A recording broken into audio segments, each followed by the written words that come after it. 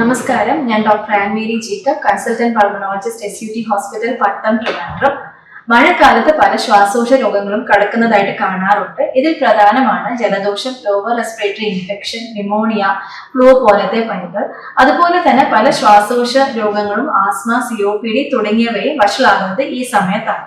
ഇതിന് പ്രധാനപ്പെട്ട കാരണം എന്ന് പറയുന്നത് മഴക്കാലത്ത് അന്തരീക്ഷത്തിലെ ഈർപ്പം കൂടുന്നത് കൊണ്ട് തന്നെ ബാക്ടീരിയയും വൈറസും പകരാനുള്ള സാധ്യത കൂടുന്നു.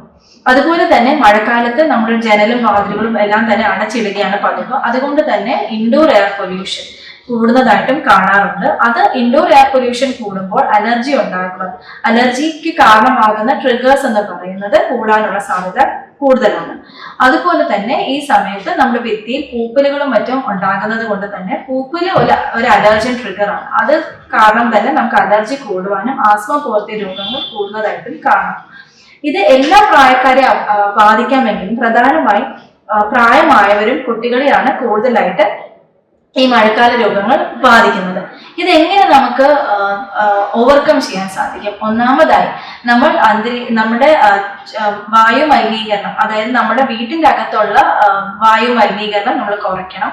അതായത് നമ്മൾ ഡോർസും വിൻഡോസും എല്ലാം തന്നെ നമ്മൾ തുറന്നിടാനായിട്ട് ശ്രമിക്കുക. ഭിത്തിയിൽ പൂപ്പലുണ്ടെങ്കിൽ അത് തുടച്ച് നീക്കുവാൻ ശ്രദ്ധിക്കുക. അതുപോലെ തന്നെ നമ്മൾ റെഗുലറായിട്ട് എടുക്കുന്ന മെഡിക്കേഷൻസ്, ഇൻഹേലേഴ്സോ അല്ലെങ്കിൽ ഗുളികകളോ കഴിക്കുന്നെങ്കിൽ അത് വിട്ടുപോകാതെ അത് കൃത്യമായി എടുക്കുക. പുകവലി ഉൽപ്പന്നങ്ങളുടെ ഉപയോഗം, പുകവലിക്കുന്ന ആൾക്കാരുടെ അടുത്തിരുന്ന് അത് ശ്വസിക്കുന്നത്, അതെല്ലാം തന്നെ പാടെ ഒഴിവാക്കേണ്ടതാണ്.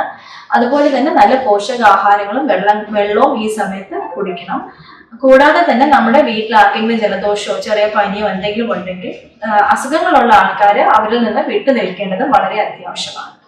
ഈ പ്രധാനപ്പെട്ട കാര്യങ്ങൾ ചെയ്താൽ ഒരു പരിധി വരെ നമുക്ക് ഈ മഴക്കാല ശ്വാസകോശ രോഗങ്ങളെ പ്രതിരോധിക്കാൻ സാധിക്കും.